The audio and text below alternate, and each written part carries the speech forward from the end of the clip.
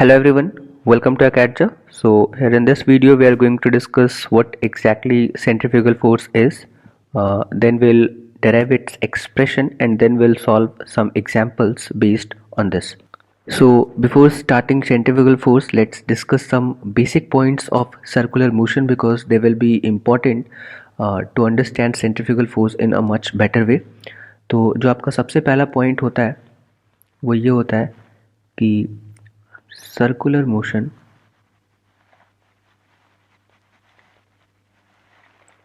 is an accelerated motion, right?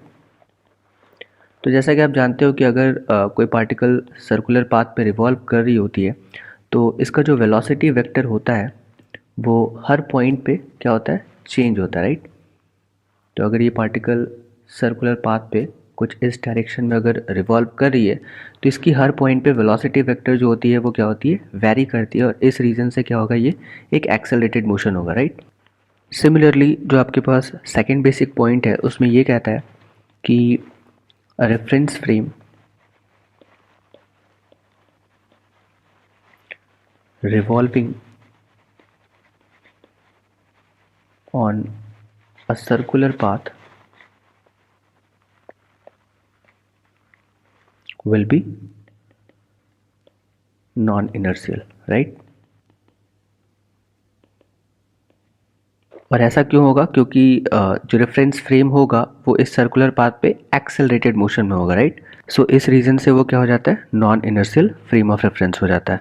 Now अब अगर हम सेंट्रीफ्यूगल फोर्स के लिए देखें, centrifugal force,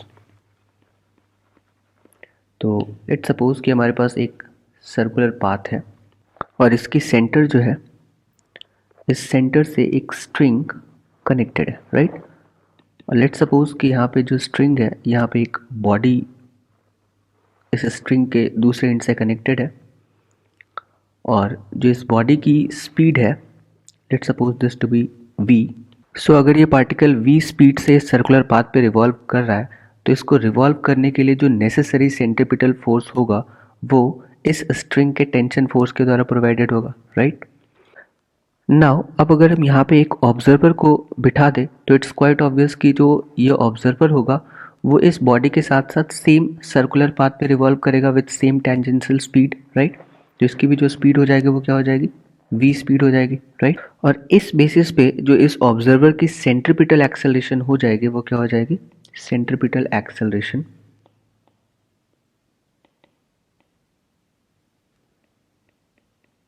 is equals to v square upon r हो जाएगा, राइट? और ये किस डायरेक्शन में होगा, इनवर्ड डायरेक्शन में, राइट? सो अब अगर ये ऑब्जर्वर इस ऑब्जेक्ट के मोशन को ऑब्जर्व करेगा तो इसलिए कि ये खुद एक्सेलरेटेड है, ये खुद एक non inertial frame of reference में है, तो इसे क्या अपीयर होगा कि इस ऑब्जेक्ट पे आउटवर्ड डायरेक्शन में एक फोर्स लग रहा होगा और वो फोर्स कौन सा फोर्स होगा, शूडो फोर्स होगा, राइट? तो इसी आउटवर्ड शूडो फोर्स को हम क्या कहते हैं, centrifugal force, right?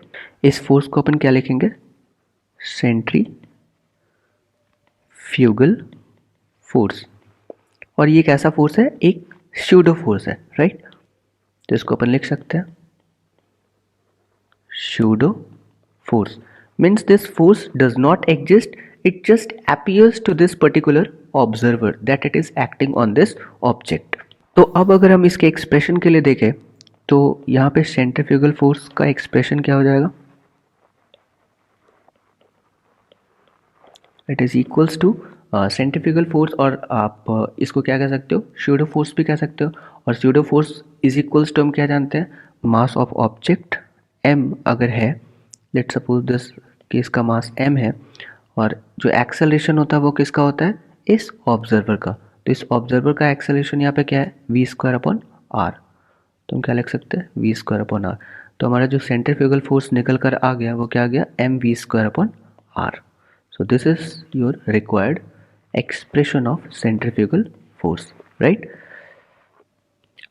One more thing कि अगर हम इस ऑब्जेक्ट की फ्री बॉडी डायग्राम बनाए तो हमें कैसा दिखेगा, अगर ये ऑब्जेक्ट है जो कि सर्कुलर पाथ पे रिवॉल्व कर रहा है, और यहाँ से अगर ऑब्जर्वर इसको ऑब्जर्व कर रहा है तो इस ऑब्जेक्ट की फ्री बॉडी डायग्राम कैसी बनेगी? एक तो इनवर्ड डायरेक्शन में टेंशन फोर्स लग रहा था वहाँ पे, और वो टेंशन फोर्स किसके बराबर था? सेंट्रीपिटल फोर्स के बराबर, और वो क्या था? mv² upon are, right. और जो आउटवर्ड डायरेक्शन में ये ऑब्जर्वर ऑब्जर्व करता है वो कौन सा फोर्स होता है? Centrifugal force. तो ये भी क्या हो जाएगा? mv² upon are.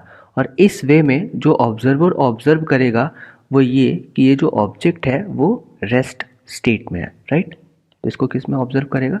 रेस्ट में। बट इन रियलिटी क्या ये ऑब्जेक्ट रेस्ट में होगा? नहीं।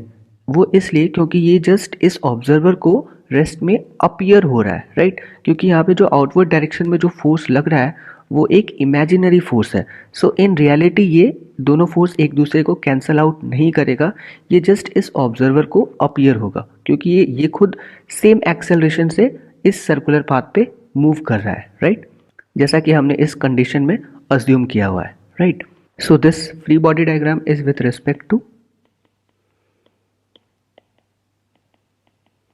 observer only, right? So this was all about the concept part. Now we'll see some examples based on this.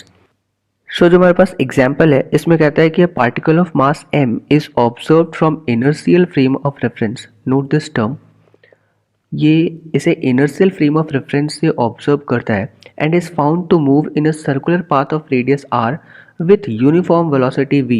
The centrifugal force on it is required to be find out, right? तो अगर हम इसकी situation को समझे तो let suppose कि एक आपका सर्कुलर पाथ है और इस पाथ पे एक पार्टिकल जो है रिवॉल्व कर रही है with uniform velocity v, right. तो पूछ रहा है इसमें कि अगर एक observer inertial frame of reference से इसको ऑब्जर्व कर रहा है, तो लेट सपोज कि ये आपका अर्थ है, और अर्थ जैसा कि आप जानते हो कि एक इनर्शियल फ्रेम ऑफ रेफरेंस होता है for the practical purpose.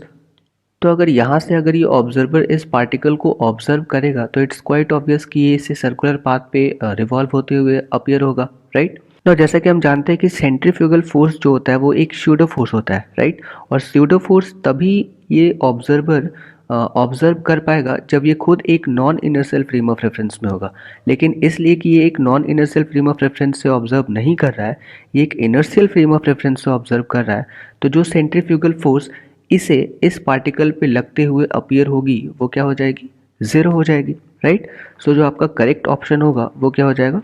Zero हो जाएगा।